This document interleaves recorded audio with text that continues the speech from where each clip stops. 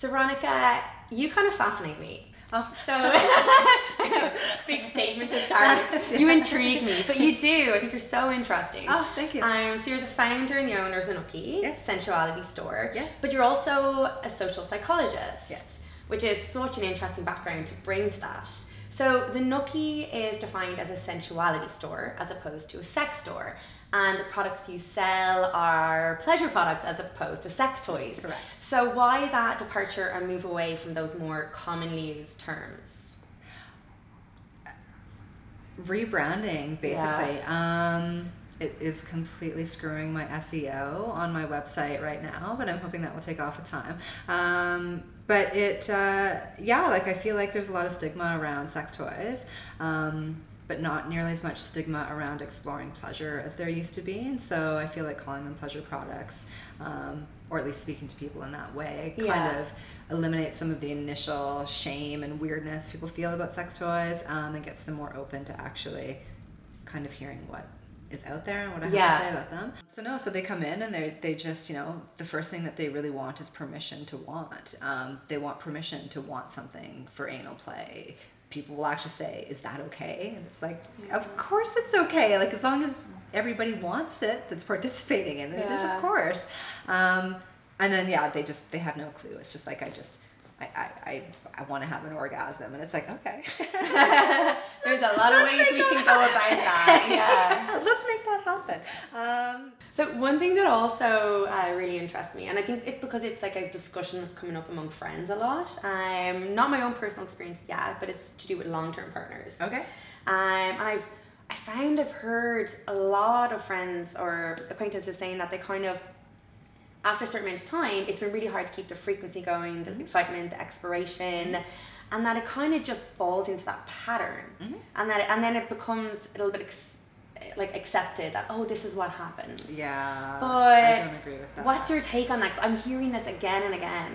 I don't think we place a high enough priority on the quality of sex when we're choosing our long-term partners in the first place. I think that people grossly undervalue and underweigh sexual attraction in partnerships, because partnerships in a lot of ways are still very transactional. It's, if you ate the same food every day for a year, it wouldn't whet your appetite anymore either. So if you're not willing to engage in fantasy, even things like watch pornography together, try toys together, massage, or try some non-sexual sensuality, hairbrushing can be like super sexy, right? But if you're not willing to actually say, this is not good enough for me, what we're doing right now, it's not enough for me, we need to start doing more, then they're not going to get anywhere.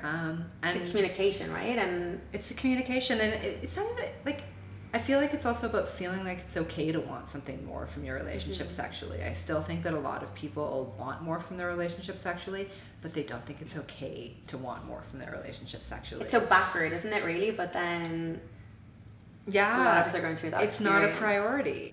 You need to, I think, schedule more, which can be super sexy. Scheduling sex doesn't have to be a chore. It can just be a like, oh damn, it's Wednesday, we have to sex. But I mean, like, you know, stop by a shop and pick up a new massage oil or flavored lube, or like, it doesn't need to be a big thing. But yeah, I think you need to have the conversation, and I think people need to stop accepting the fact that sex falls off and start realizing that they need to work at it just like they do other aspects of their relationship and health. Even sometimes, like, send a sext, like send like a dirty "I'm thinking of you" message. Can do a lot to kind of charge and rev people up. Share a fantasy, read erotica together, even just get like a sex game. Like, there's decks of cards, right? They have different sex suggestions you might not have tried, and just, you know, Wednesday at 7 p.m. we pull a card out of the deck and go for it. Like, watch pornography together if you're comfortable with pornography. Try different toys, role play, costumes. And that's only like skimming the surface, right? There's so much. And that's something like very positive, I guess, to look at if you start exploring new ways to kind of it's endless. enhance your sex life, that there's so many different layers to it once that dialogue starts. Yes. Well, once you make it a priority. There is a never-ending way to spice up your sex life. So shifting gears a little bit, the dating landscape now. Dating apps. I want to get into all your personal stories too, but first I want to kind of get a little bit of your opinion on how you think dating apps have influenced our sex lives. So obviously there's pros and cons, and I always want to speak to both. There's Yeah. like, but there's the abundance, there's the easy access, there's the idea of this hookup culture. Yeah. But also, I mean, there is then a platform for if you want to explore your sexuality or, you know, enjoy being single for a duration of time. But I guess, how do you think digital has like shifted our I think sex it's lives? ruined it. Really? Yeah, I do. I have a pretty high standard for what I consider good sex, though. Like my criteria is I have to have at least 3 orgasms in the first hour, or it's not good sex. Oh my god, it's a miracle when I have one. So I'm just saying, like, keep in mind that this is my lens, right? Of what I think is quality. Your sex. bar is high. My bar is but high. like maybe ours are just low. Yours are too low, to be quite honest. But no, but I feel like what the hookup culture has done is people aren't really trying. They're not spending enough time, because I mean, people confuse having casual sex with having 1 or 2 encounters with somebody, and they're not the same thing. I've had casual sex relationships that have lasted for a decade, where there's no confusion about what our relationship is. Our relationship is sex-based, but and we like each other as people, but I mean, you get to know each other's bodies in ways that, like, you can practically blow on somebody's neck and they're halfway to an orgasm, because you just become so acquainted with each other, and so comfortable together. The dialogue becomes comfortable. And with the app culture and dating in general, I think we've started to treat people like they're disposable, and like we always need to be on to the next one. We're always missing out on the next one, and so we're not getting to know partners. And I mean, I think most people are aware of the fact that the more times you have sex with somebody, to a point, the better the sex gets. Yeah. But we don't do it anymore. Now it's like, well, banged you, like, who's swipe next? Yeah. All right. So now I want to talk about your dating life experiences. God, okay. Because I feel like you probably have a wealth of them, and you've such like it's coming from such an interesting place as well, given all your background and knowledge. What is guys' reactions in terms of? I mean, you're an entrepreneur, but you're, you know, the owner of a sensuality store. You've all this knowledge, all this confidence, all this experience. How is that received, and what kind of men do you think you attract? Terrible man. No, it's been a bad go, actually, since Really? it's been a bad go since I opened the shop in my dating realm. The amount of entitlement that men have had and felt towards my sexuality when they know that I opened the store is quite remarkable to me. Like, men will, on our first date, I get them to meet me at the shop, because it really is a let's not waste anybody's time. Like, if you come into this space and you're not comfortable here, there's nowhere for us to go. I love that you really just put yourself out there, who you are and what you're about. Yeah. I don't have time.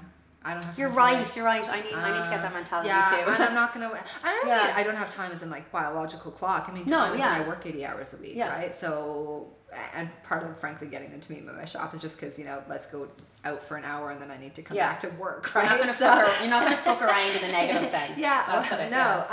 So, but men walk into the shop and like their first question is basically, like, what's your favorite toy to fuck yourself with? And it's like, who are you? Like, hello? Men really confuse this space as being an expression of my personal sexuality, whereas it is an expression of my politics, if anything, and my social views on women, and their right to ownership of their own bodies and their own desires. That is what the shop is. I'm not inviting men into my boudoir, I'm inviting them into my business. But they get very confused about that. I get a lot of questions about my sexual preferences.